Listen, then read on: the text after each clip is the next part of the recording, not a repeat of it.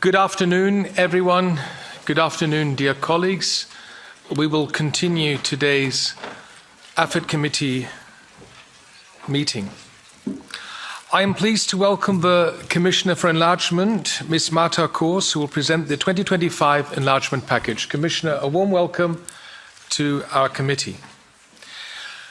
Dear Marta, I would like to thank you for joining us right after the adoption of the package by the College. This is a good tradition, and it's good that you are maintaining exactly this tradition. We look forward to hearing the Commission's assessment on the way forward for the 10 countries aspiring to join our European Union, namely the 6 Western Balkan countries, Moldova, Ukraine, Georgia, and Turkey. This assessment is particularly timely as we have seen important developments in the accession process of some of the candidate countries in the past years, for instance, the closure of additional chapters for Montenegro, the opening of new negotiating clusters for Albania, or Moldova and Ukraine completing their respective screening processes. At the same time, dear colleagues, challenges related to the pace of key reforms and other hurdles, of course, remain. I will keep it there. We have exactly 1 hour. Already now, I have to tell you, not every single colleague will be able to take the floor. Simply the time isn't there, but we will have enough time at a later stage to discuss our enlargement reports, the drafts in detail. I now give the floor to you, dear Commissioner, 15 minutes. Hopefully that will be enough to briefly assess the situation and also discuss efforts to move the merit-based accession process forward. Please. Thank you, dear Chair, David McAllister. Honourable members, yes, I came right after the College, and it is right so. This is my committee, and it is not just the duty. It is always nice to come and discuss with you, especially about this important document, which is 25 enlargement package. And throughout the last year, I have always found a strong support for our enlargement policy in this House, and I think that we have many things in common, that we all are going the way of being strict, fair, but also engaged, and I appreciate this a lot. This report, or all the reports on the country, should be read against the background of a rapidly transforming geopolitical landscape. Today, we Europeans need to do a lot more to take control of our continent, to defend our democratic values and to protect our own security. And this can only be done successfully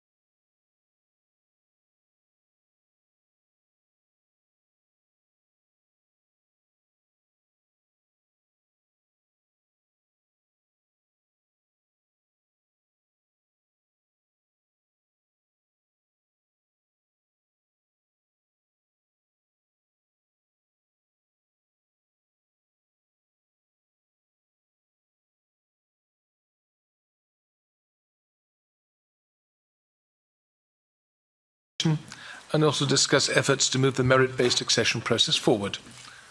Please. Thank you, dear Chair, David McAllister. Honourable members, yes, I came right after the college, and it is right so. This is my committee, and it is not just the duty. It is always nice to come and discuss with you, especially about this important document, which is 25 enlargement package. And throughout the last year, I have always found a strong support for our enlargement policy in this House, and I think that we have many things in common, that we all are going the way of being strict, fair, but also engaged, and I appreciate this a lot. This report, or all the reports on the country, should be read against the background of a rapidly transforming geopolitical landscape. Today, we Europeans need to do a lot more to take control of our continent, to defend our democratic values and to protect our own security. And this can only be done successfully by working hand in hand with our neighbours, and especially the candidates, to create a strong, stable, secure and united Europe based on shared values and principles. Only if we complete the unification of Europe can we ensure peace, freedom and prosperity on our continent, meaning fulfilling or working based on the reasons why our European Union has been established. Only together with all those who share our values ensure Europe has an independent voice in the world. Overall, 2025 was a good year for our work with candidate countries. There have been significant advances on the EU path achieved so far by Montenegro, Albania, Moldova and Ukraine. This shows that reforms pay off. This should serve as a strong motivation for all countries engaged in the process. The EU has also stepped up gradual integration, including through the Ukraine facility and the growth plans for Western Balkans, and Moldova also supported in this Parliament. These new instruments recognise the geopolitical reality that we need to think more broadly about our work with aspiring members and grant participation in various policies and programmes before EU membership, provided they meet the conditions. We are already successful in several important areas, such as integration into our energy markets. The energy resilience packages with Ukraine and Moldova are a good example. They are integrated them into the EU energy market by 2027. Work is also progressing on alignment with EU technical standards and certifications, and this will expand the single market and strengthen pan-European value chains. Some candidates have also joined the Single European Payment Area, SEPA, and we are progressing on roaming. These integration steps take place in exchange for reforms in the relevant policy areas, but they should be reserved for those who at the same time uphold the rule of law, fundamental rights and democracy, while also working on the alignment with the common foreign and security policy. May I add here, and this goes beyond the scope of the enlargement reports, that we should also apply the same logic of integrating our future members early to the activities the Commission is planning now. So a new momentum of the gradual integration is a cooperation on the field of the following documents. And all of them have to do with how to safeguard our democracy. In the next week, the College will adopt the European Commission, the so-called Democracy Shield. How can we preserve our democracy? And we will include the candidates into this. One part of this will also be, for the first time ever, the European Commission will adopt the civil society organisation strategy. How, with the help of civil society, we could protect democracy, and what our President has been announcing, media resilience plan. Resilient media being an important part of every democratic system, and of course especially in fighting disinformation and manipulation of information. Honourable members, enlargement can only be successful it will make our union stronger. To achieve that, we need more progress on two main pillars. First pillar is that future member states must prepare for the responsibility of member states completely. And second, we must prepare our union for a larger EU. This goes hand in hand. Given the pace of some candidate countries, successful enlargement, and this is really my day today, is a realistic possibility within the coming years. Our candidates have ambitious goals. Montenegro wants to finish negotiations at the end of 26, Albania at the end of 27, Moldova and Ukraine in 2028. For me, ambitions are more important than years or dates, and the Commission is supporting those ambitions. For this year, I can say that these four candidates have matched their ambitions with concrete actions. So what happened? Montenegro is the most advanced and has made significant progress towards EU accession, and it is at the same time the most prepared country. The country produced tangible results on required reforms while remaining firm on its EU strategic orientation. Since the last report, 2 intergovernmental conferences have taken place, closing provisionally 4 new chapters, and more, up to 5 or 6, are still expected to be closed this year. Albania has made unprecedented progress since the first intergovernmental conference in October 24. 4 more clusters were opened over the year, and the remaining cluster is still to be opened in November. This outstanding result is a clear recognition of the firm political commitment of Albania and the clear EU aspirations of its society. 91% of citizens are supporting EU membership. Albania continued to make progress in reforms under the fundamentals cluster and is preparing to deliver the interim benchmarks for it by the end of the year. Moldova has progressed on its accession path with accelerated speed and significantly deepened its cooperation with the EU despite the continuous hybrid threats and attempts to destabilize the country and its EU course. And it is the country which made the most progress in just 1 year.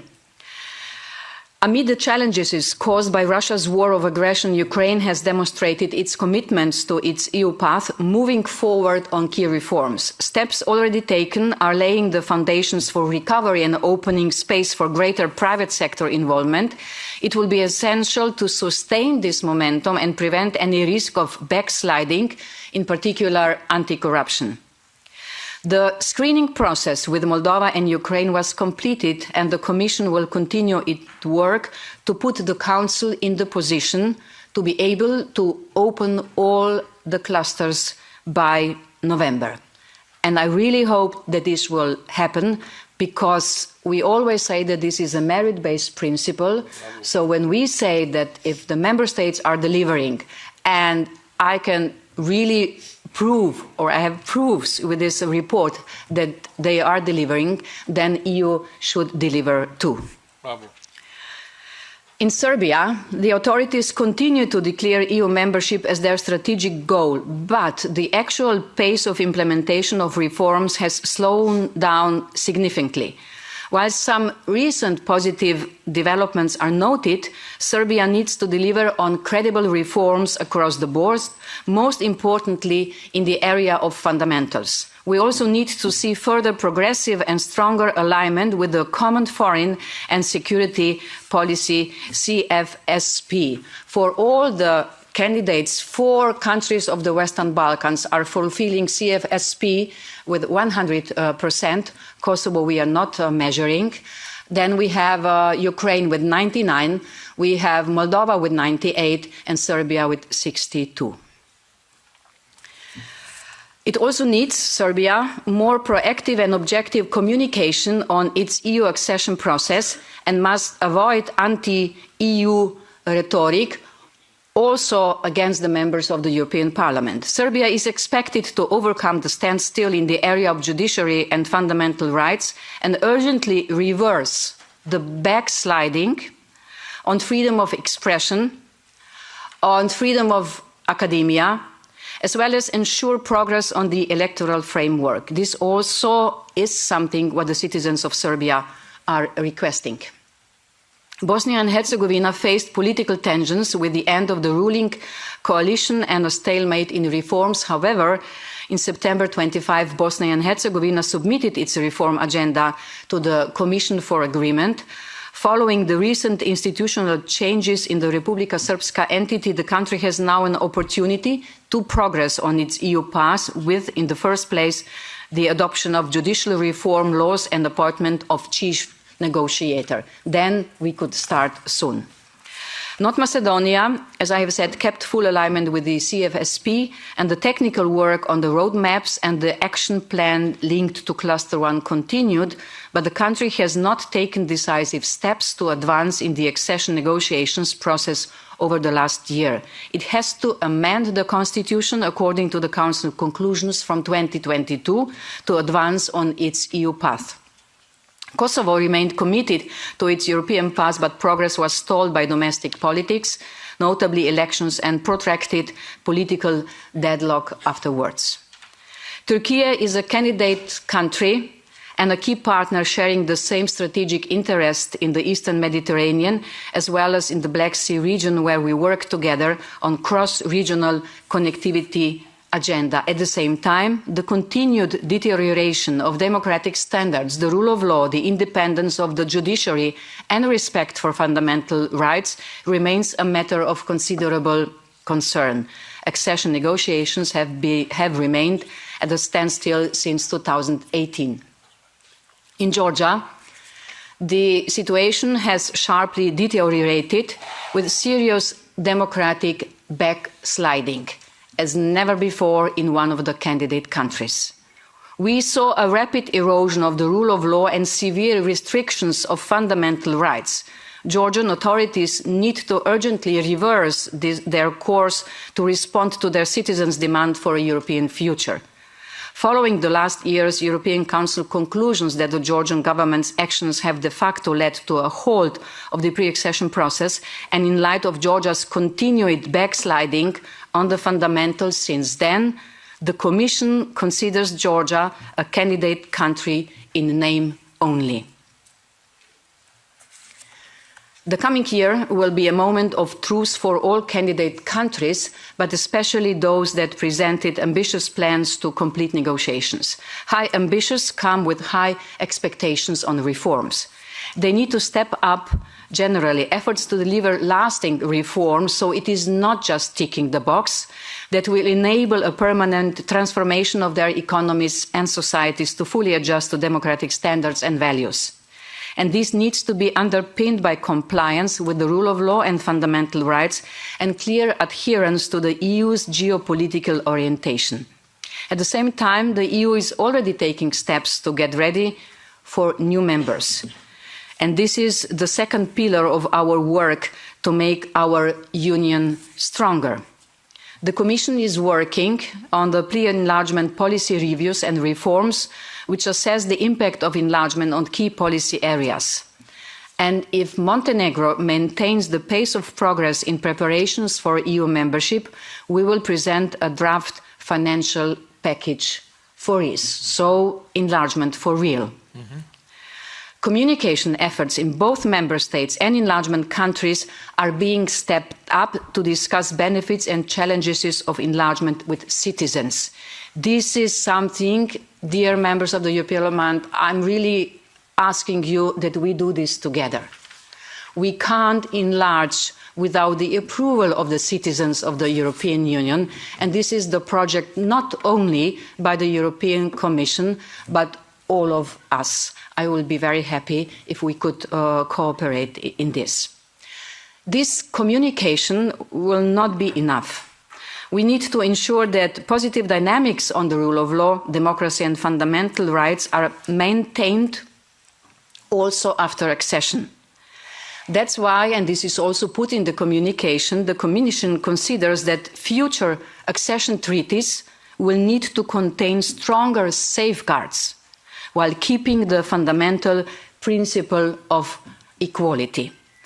What kind of safeguards? This will be a discussion once we will publish the results of the pre-enlargement policy reviews and reforms, and we have to include all of you and all the member states. This is to avoid any backsliding on commitments, I'm speaking with the new member states, taking during the accession negotiations. Future enlargement can only be successful if we ensure that the highest quality of reforms and put safeguards in place that reassure our citizens that the integrity of our union and democratic values are ensured. Each previous enlargement has made our union stronger, and this success relies on readiness. So let us not shy away from having the necessary discussions on how we can make sure a larger union will be the stronger union we need. And I hope I can continue to count on the support of the European Parliament and on all of you, and that we continue our very dynamic cooperation.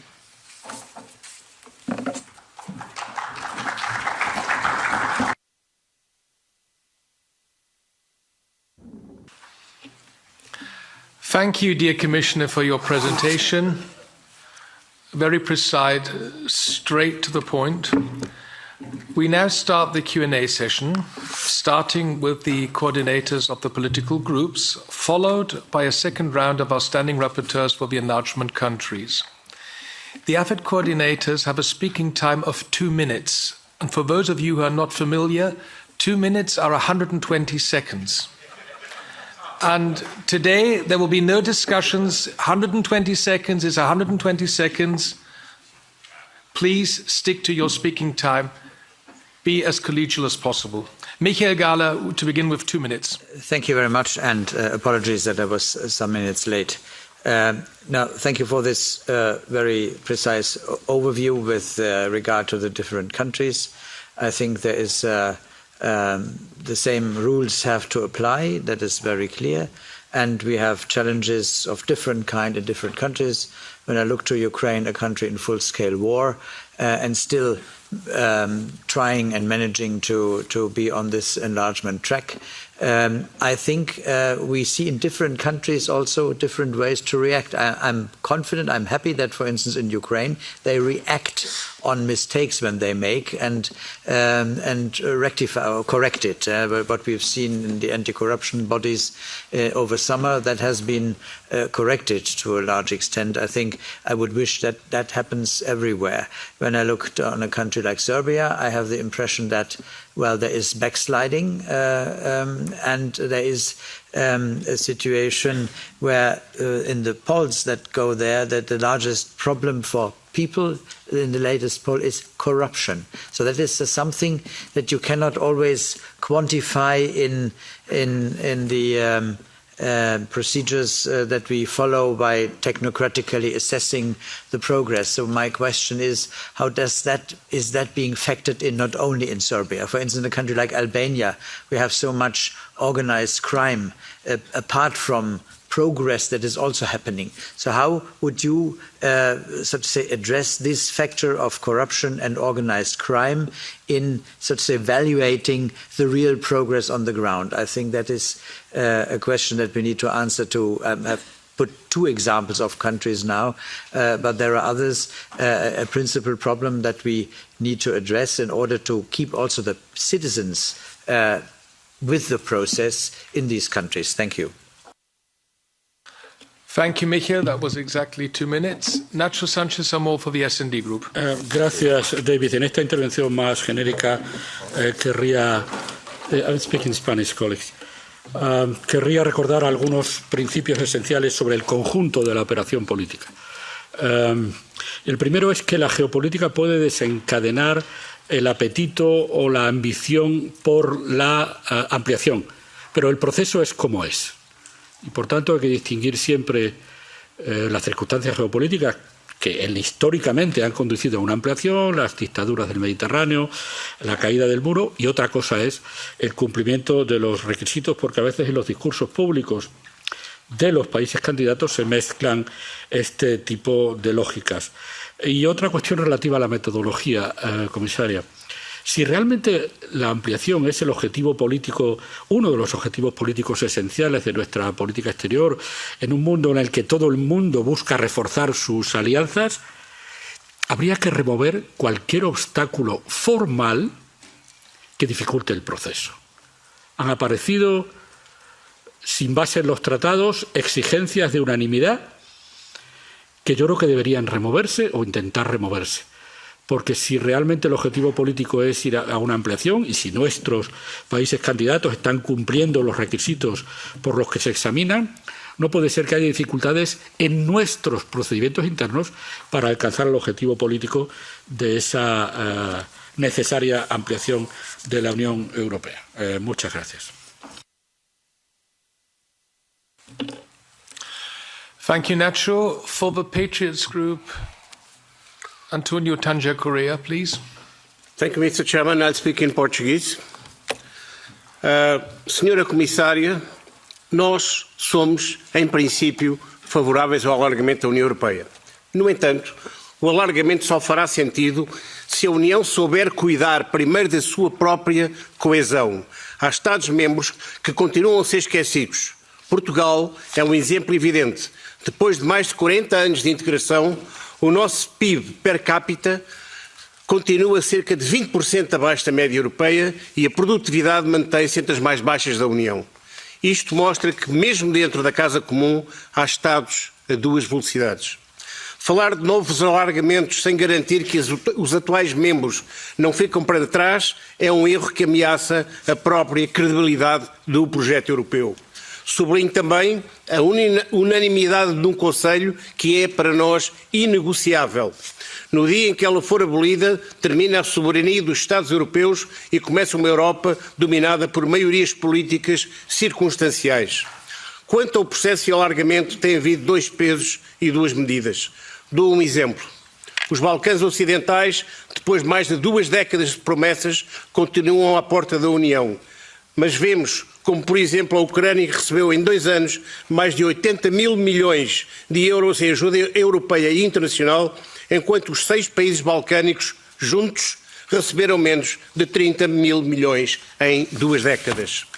Isto mostra, evidentemente, falta de coerência e visão estratégica, porque uma Europa que não protege os seus, que não respeita a igualdade entre Estados e que abdica das suas soberanias não se alarga, desintegra-se. Thank you very much.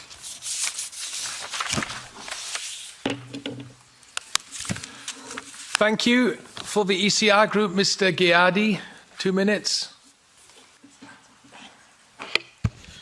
Ευχαριστώ πάρα πολύ. Θα μιλήσω ελληνικά. Είχα σκοπό να ξεκινήσω με αναφορές στα Σκόπια, το Κόσοβο και τη Σερβία με αφορμή την πρόσφατη επίσκεψή μου στη χώρα. Αλλά δυστυχώς η αναφορά σας, κυρία Κος, προκαλεί και θα είμαι έντονος.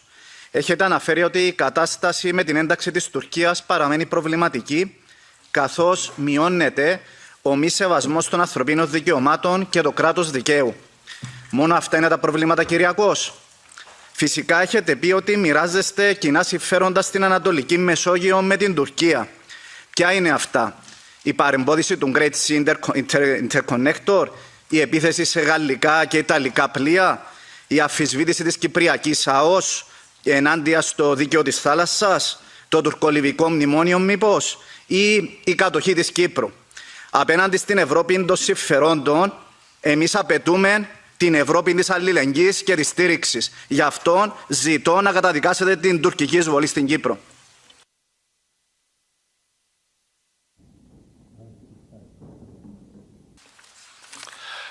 Thank you, Mr. Ghiardi. And for the Renew Group, Petros Ostrevichus, 2 minutes. Thank you, David. Madam Commissioner, dear Marta, thank you so much for your personal dedication to the cause of the European enlargement. Once you speak and you present the enlargement package, I have a feeling that we are going from the narrow road to a kind of the highway. A highway well marked and well prepared for our advance. Congratulations.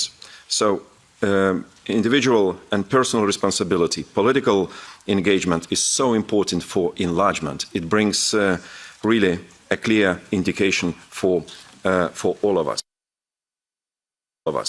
I feel that kind of the spirit of Copenhagen from 1993 is well back to the European Union.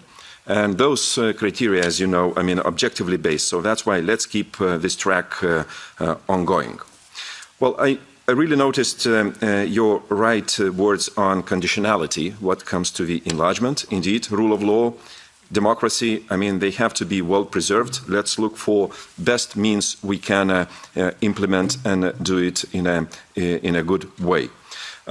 Madam Commissioner, I wish to ask you a bit more on this gradual integration, as you mentioned, on certain markets, which is really practical for member states. And this is a kind of the win-win situation for all of us. I mean, we're enlarging our markets, we get an access, there are more possibilities for member countries' investments, businesses, both sides. So that's why let's go on this gradual integration as much as possible with technical and practical kind of achievements in this way. Again, I noticed your good point on communication and public awareness. I think the European Parliament must more engage with the national parliaments of the candidate countries as well as member states, conveying right messages at the right time in order to promote reforms agenda and to ask those countries to obey all of that. Thank you. Thank you, Petras. Now, for the Greens, Willy Søndal is on my list. You're replacing him, please. Exactly. I will step into his shoes. Thank you very much for the floor. Vladimir Pavlovich is my name. First, thank you for the presentation of the reports. It is absolutely vital that European Union enlargement policy is again in the very heart of our political agenda, and this is truly a now or never moment to deliver on our commitments primarily regarding the Western Balkans and to finally complete the European integration. However, there are three countries that I'm really interested in. I have three questions regarding that. The first one is North Macedonia. It was coupled with Albania in the accession process. While Albania is now opening all the negotiation chapters, Skopje remains effectively stuck.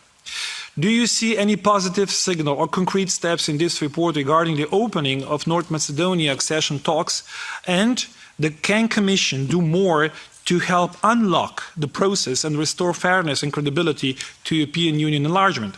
Is there any prospect for the stronger push regarding the constitutional amendments agreements? The second one is Bosnia-Herzegovina. Reform agenda is incomplete with no chief negotiator, and it seems that EU so far is not sufficiently good carrot in quotation mark to push the political elites to deliver. Americans have lifted sanctions on Dodik and all related entities. Do we, as European Union, have an effective plan, or we will just pretend that the escalation by Narodna Skupština and Banja Luka is a positive signal itself? And finally, Serbia. This is the example where concentrated European Union pressure finally moved some things on. Our EM Council is close to be finalized and the voters' registry is moving. This is an example, and a good one, where European Union conditionality and our joint effort can move things.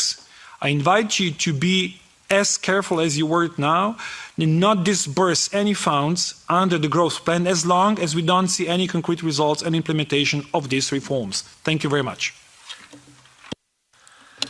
Thank you, dear colleague Prevelic. And now we come to the left. Mark Botenga? No, then he's replaced by Georgios Georgiou. Is that correct? Yes. Ευχαριστώ. I will speak Greek. Ευχαριστώ κύριε Πρόεδρε. Κυρία Κος, ακούγοντας σας, μου γεννιέται μια βασική απορία. Διεύρυνση με κάθε κόστος? Τελικά υπηρετούμε τις ευρωπαϊκές αξίες ή προσπαθούμε να εξυπηρετήσουμε στενά γεωπολιτικά συμφέροντα? Παίρνω ένα παράδειγμα. Την Τουρκία. Η Τουρκία παραβιάζει το κράτος δικαίου, το λέτε κι εσείς. Έχει υποτάξει τη δικαστική εξουσία στα συμφέροντα του κυρίου Ερντογάν. Έχει φυλακίσει σχεδόν όλη την αντιπολίτευση. Μιλάει για δύο κράτη αντί για επανένωση της Κύπρου, στη βάση των ψηφισμάτων του ΟΗΕ αλλά και αποφάσεων των Ευρωπαϊκών Συμβουλίων. Έχει καταρτήσει έναν παράνομο τουρκολιβικό σύμφωνο, παρεμποδίζει την ηλεκτρική διασύνδεση Κύπρου, Ελλάδας, Ισραήλ έναν σπουδαίο, σημαντικό, επιχορηγημένων ευρωπαϊκών έργο και την ίδια στιγμή η Ευρώπη ετοιμάζεται να της αναβαθμίσει την Τελωνειακή Ένωση, τη χαρακτηρίζει ως σπουδαίο, σημαντικό στρατηγικό εταίρο και την έχει ανακηρύξει ως εγγυητή, αν είναι δυνατόν, της ευρωπαϊκής ασφάλειας και αν την Τουρκία. Και επιπλέον διαρωτούμε γιατί ακούμε, διαβάζουμε, παρακολουθούμε ότι ο κύριος Κώστα, ο πρόεδρος του Ευρωπαϊκού Συμβουλίου, προσπαθεί αυτά τα ανοίγματα των διαπραγματευτικών κεφαλαίων να τα πετυχαίνει με ειδικές πλειοψηφίες, να καταργήσει το βέτο δηλαδή. Είναι στις προτεραιότητες σας η κατάργηση του βέτο αναφορικά με τα ζητήματα της διεύρυνσης? Ευχαριστώ.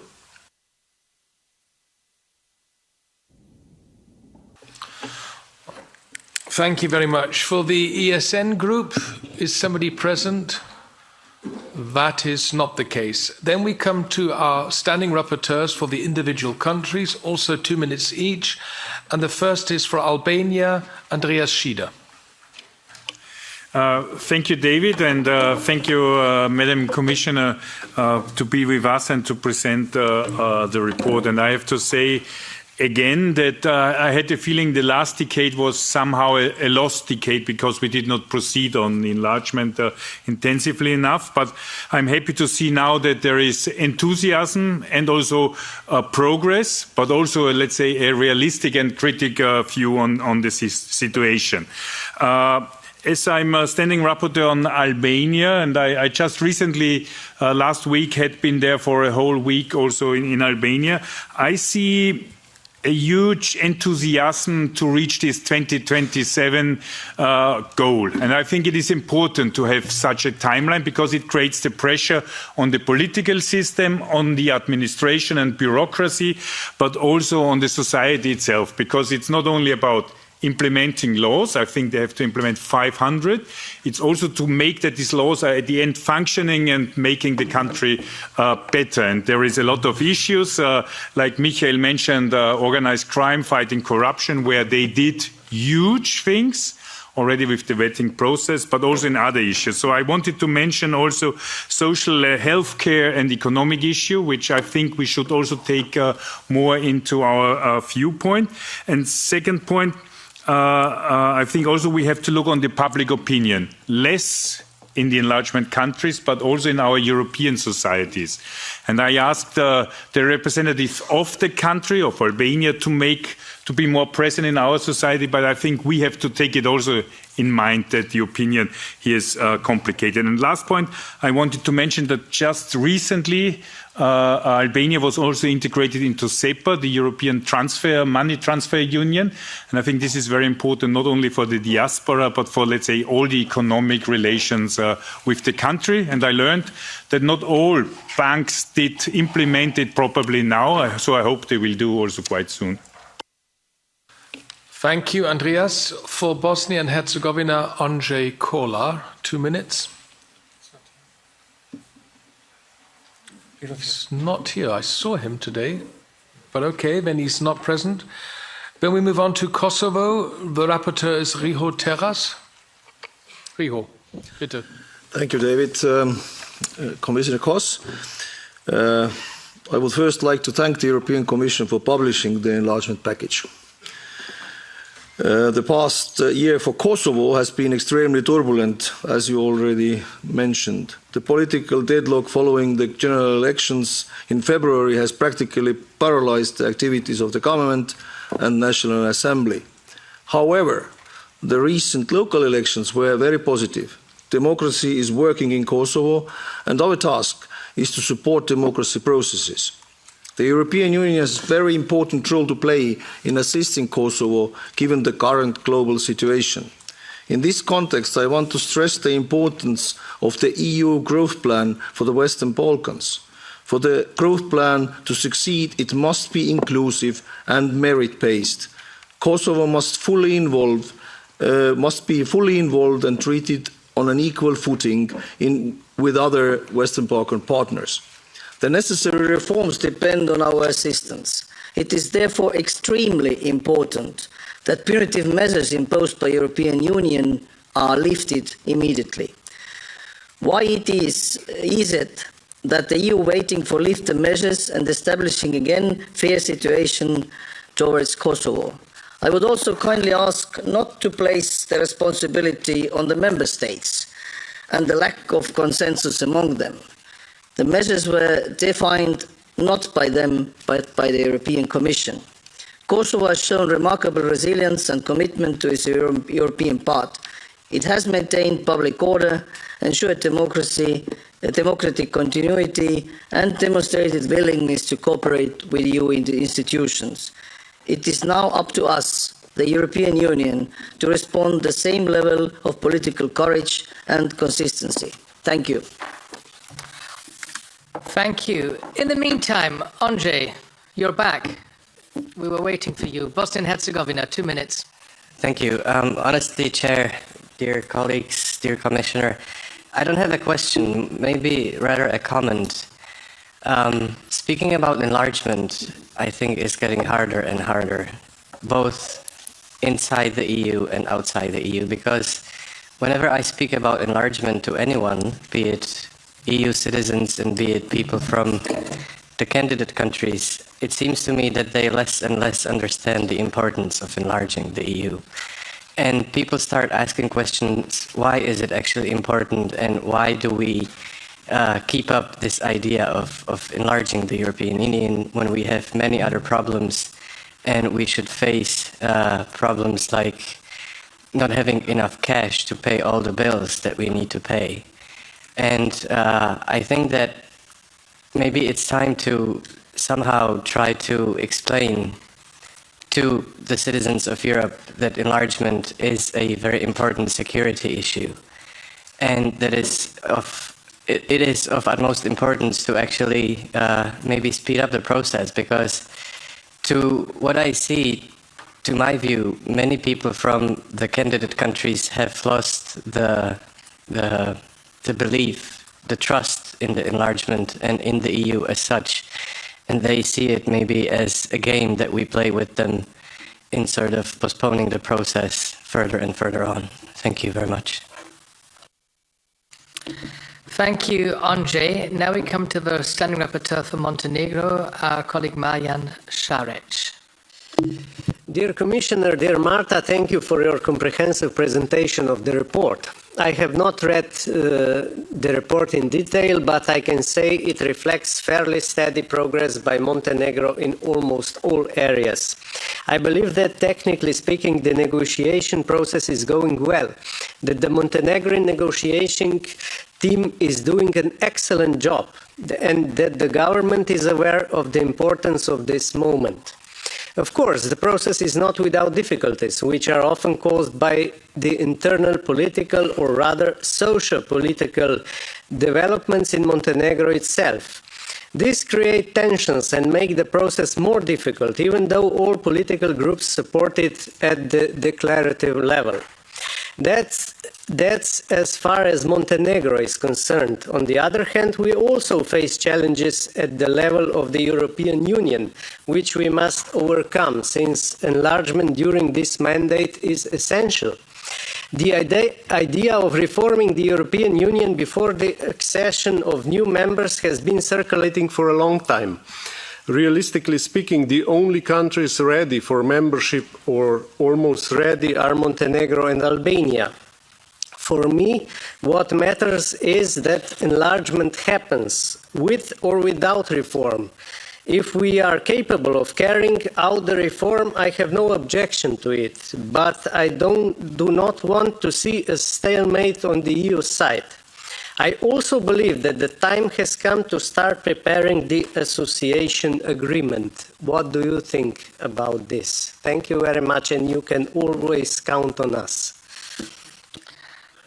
Thank you. The Standing Rapporteur for North Macedonia, Thomas Weitz, is not present, so we move on to Serbia, Tonino Piccola. Thank you, David. Welcome, Commissioner Kos. Dear Marta, and thank you for your presentation. I welcome also more determined and clear tone on enlargement as such, and particularly state of play on Serbia. Over the past year, the Parliament has repeatedly warned about growing polarization and erosion of democratic standards in Serbia. Just 2 weeks ago, we adopted a resolution condemning state-influenced violence against peaceful demonstrators, intimidation of journalists and civil society, and misuse of surveillance while calling for genuine electoral reform. These are not abstract concerns. They reflect concrete realities that have affected the lives of citizens across Serbia. Corruption and impunity are not just political problems. They are social injustices that weaken institutions and drain public trust. We will still need some time to analyze all details of your report. However, it seems that the report before us confirms what many of us have long argued. Serbia's leadership must show real political will to advance decisively on its European path. Declared commitments is no longer sufficient. Reforms must not only be promised, but implemented, particularly in the fields of media freedom, judicial independence, and the creation of fair electoral conditions fully in line with the OSCE ODIHR recommendations. The negative campaign towards the European Union, including by senior Serbian officials and pro-government media, has become increasingly hostile, spreading disinformation and undermining citizens' trust in the Union. Full alignment with the EU foreign and security policy also remains a prerogative. A candidate country cannot balance between incompatible alliances. Genuine, result-oriented engagement in the dialogue with Kosovo is also of utmost importance. To conclude, my message to the Serbian authorities is show real progress, not excuses. End intimidation, deliver reforms, and open space for civil society and free and fair elections. Thank you and good luck. Thank you, Tonino. For Georgia, Raza Yuknevichiene. Dear Commissioner, thank you for your personal strong conviction about how important the issue of EU enlargement is, not only for the candidates, but also for the security and competitiveness of the entire EU. Several colleagues in the room participated in the Euronest Assembly session in Yerevan last week. It seems that Armenia is becoming a leader of European hope for the South Caucasus region, when Georgia looks like exactly what you just described. I want to invite you to respond even more boldly to the hand that Armenians are extending to us. We need to be realistic about Georgia. The Georgia dream will not return to the European path. This is the Kremlin's proxy regime.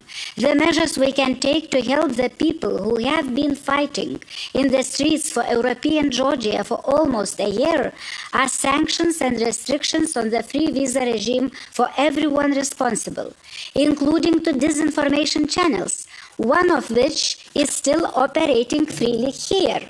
Russia Today's Sputnik are banned, but the GD channel Imedi operates freely here, spreading hate speech against European politicians. I want to know about EU assistance to civil society, because most organizations persecuted by the regime have not received any support so far. Thank you very much indeed, Raza, for your bold statement. Moldova is Sven Mixer's turn. Yes, thank you, Chair. Commissioner, thank you very much. My question is rather general, but also in this moment of time, I think Moldova specific.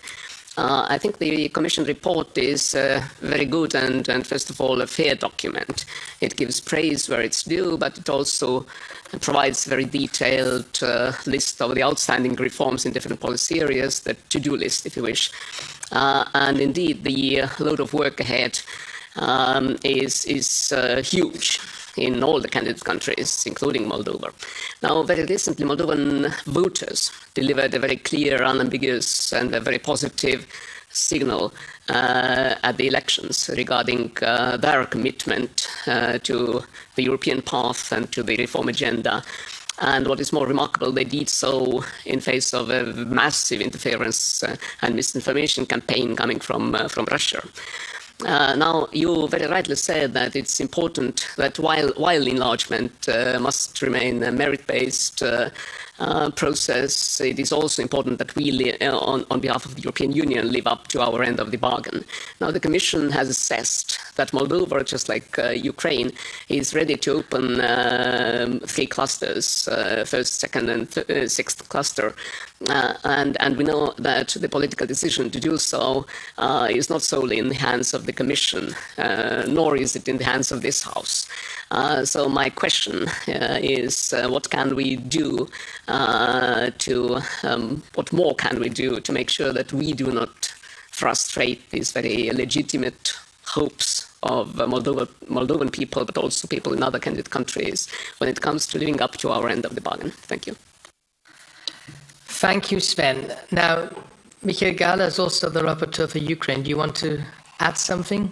Then now. Well, briefly only. I mean, it's the only candidate country in full-scale war, and still we follow, and rightly so, we follow a quarter-wise implementation of the Ukraine facility in exchange, also financially in exchange for implementing the necessary reforms. And insofar we have a leverage and are not giving money for free. How would you assess their ability that in spite of the war, they can actually not only pass the legislation in the Verkhovna Rada, but also implement it on the ground? I mean, we are aware of the situation of bombardments and so on. So how do we factor this aspect in?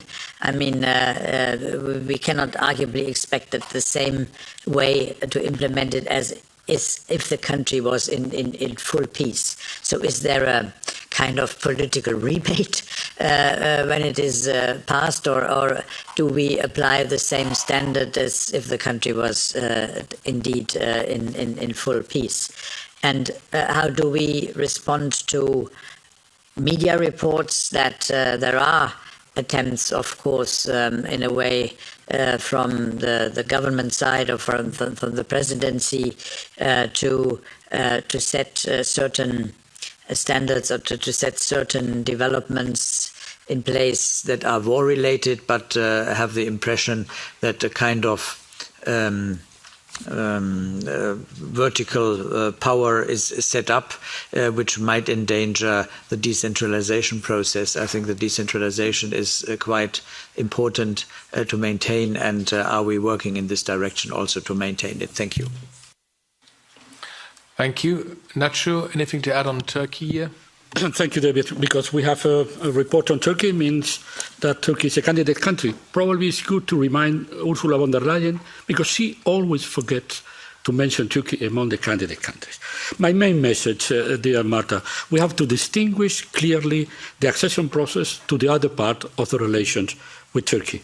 And especially we have to deny the connection usually heard in Turkey, linking military security and defense to the accession process and the membership. This rationale of our military power is opening up the membership of the European Union. There are no shortcuts.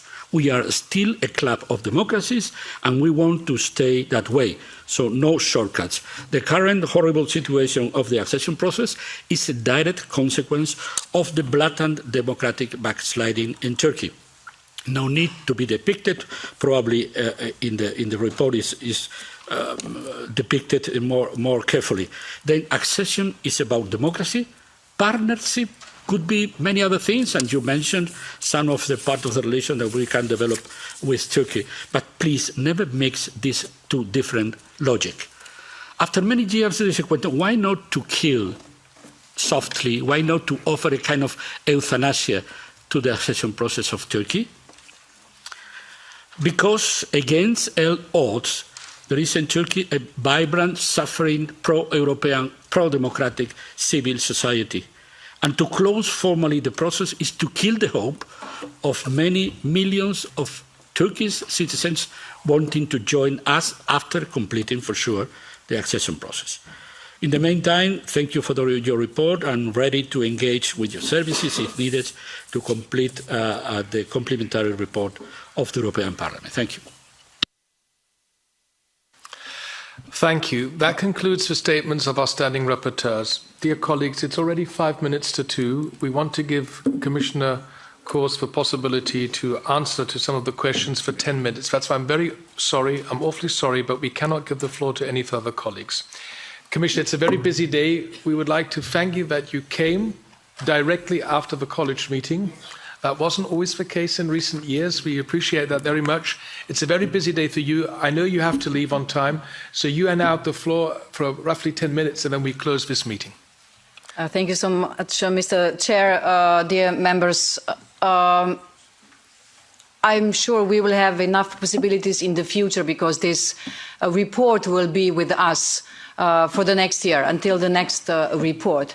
But generally what I want to say, of course, I wasn't able in 10 minutes going through the whole report, country by country, very shortly, to name all generally why we do these reports. And I will just tell you, there are thousands of hours of work. We have been working across 33 DGs and more than 10 EU agencies to deliver something what we really can count on.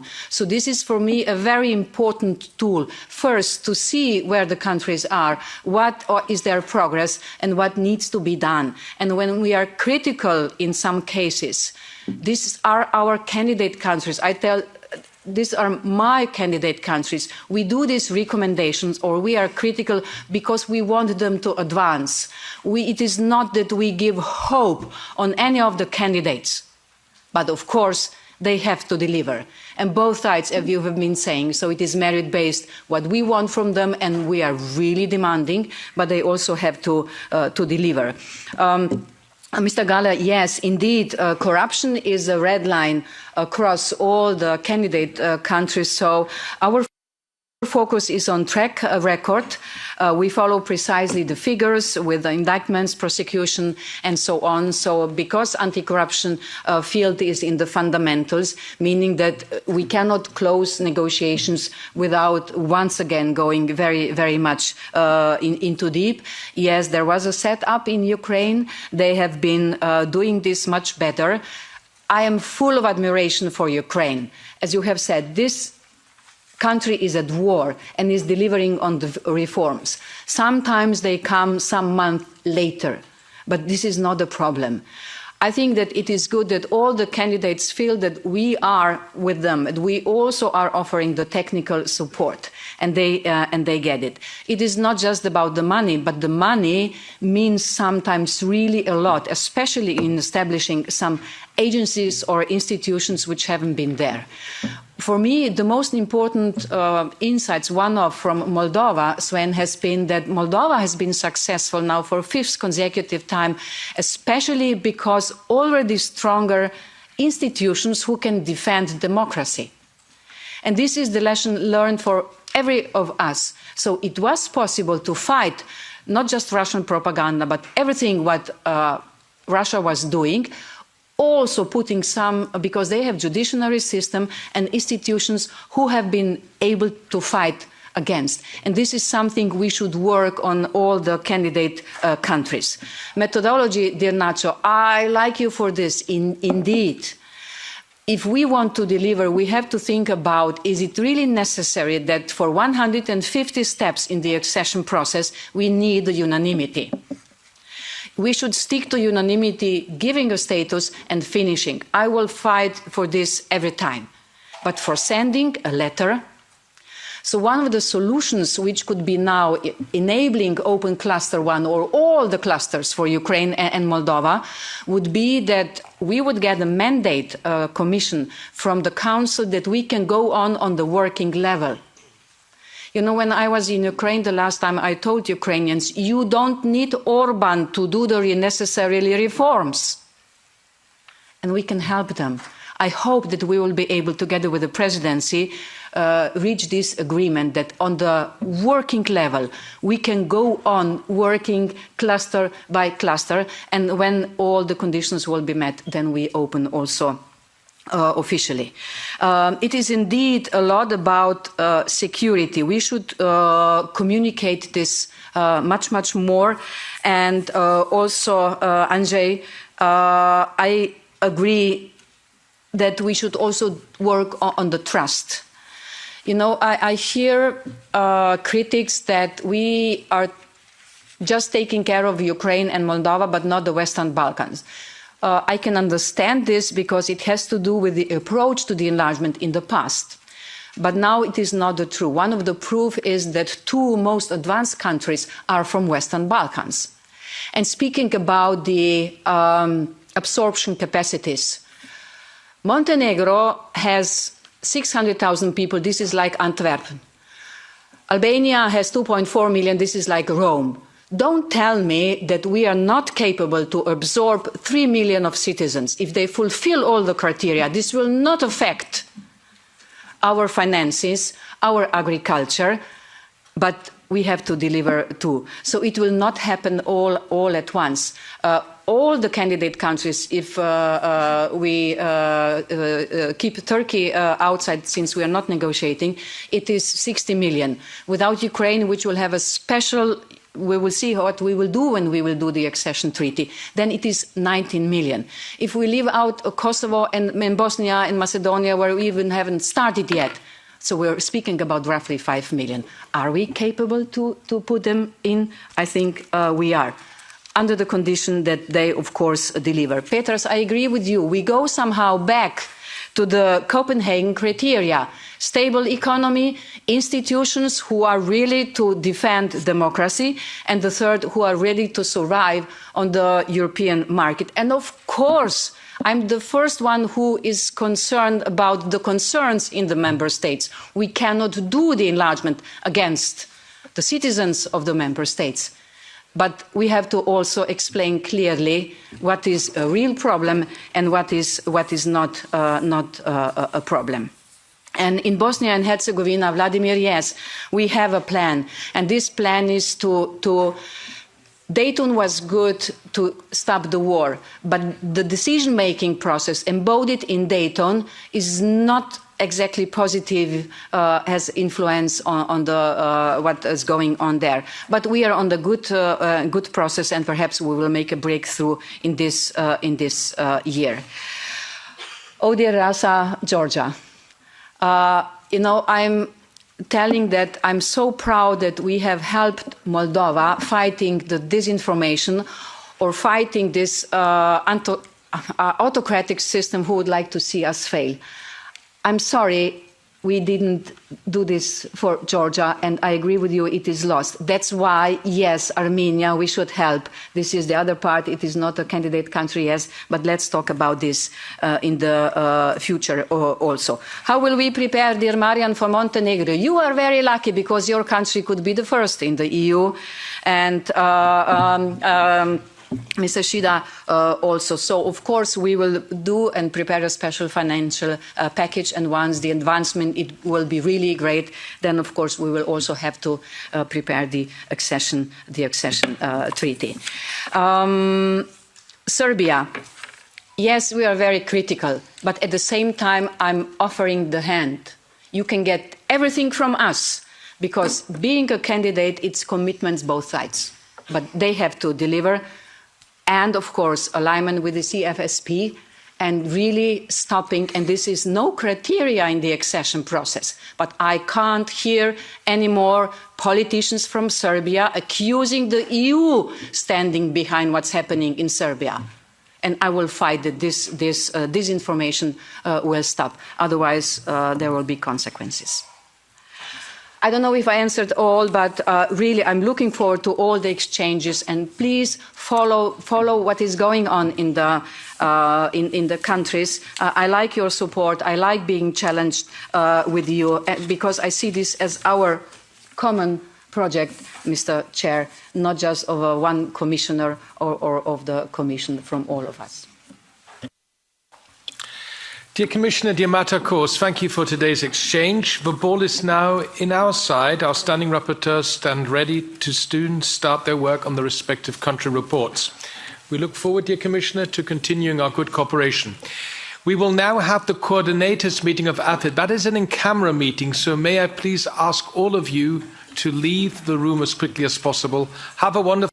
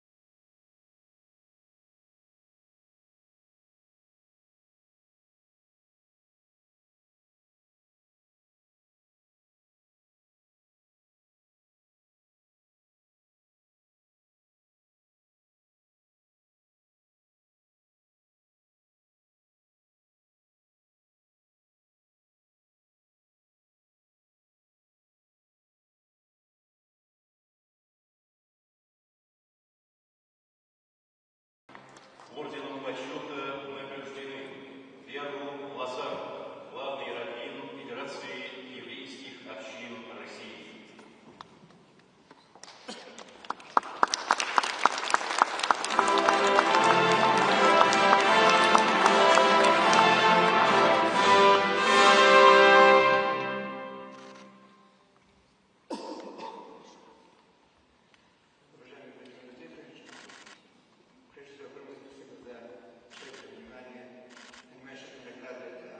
Всей этой общины, всем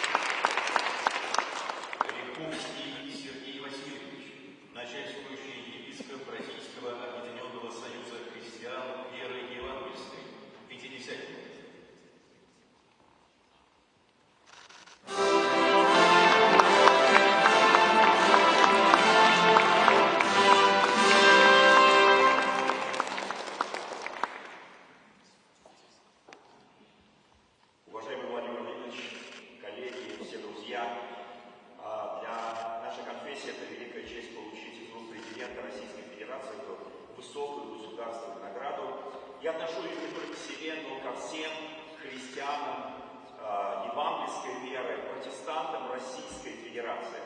Мы трудимся на благо нашего народа, мы вместе в радости и в горести. Мы проходим сложные времена, у нас десятки, наверное, сотни центров реабилитации, где реабилитируются люди, сотни других общественных организаций. Это часть нашего вклада в благосостояние нашего народа. У нас огромные многодетные семьи. Я сам многодетный отец. Для нас важна не только демография Российской Федерации, важно, чтобы Россия была наполнена людьми, которые любят свою страну и служат своему народу. Мы, наверное, единственная страна, где все религии и конфессии дружат друг с другом. Я очень благодарен его святейшеству, вам, Владимир Владимирович, за эту колоссальную работу администрации президента и всем, кто служит нам, а мы служим России. Спасибо.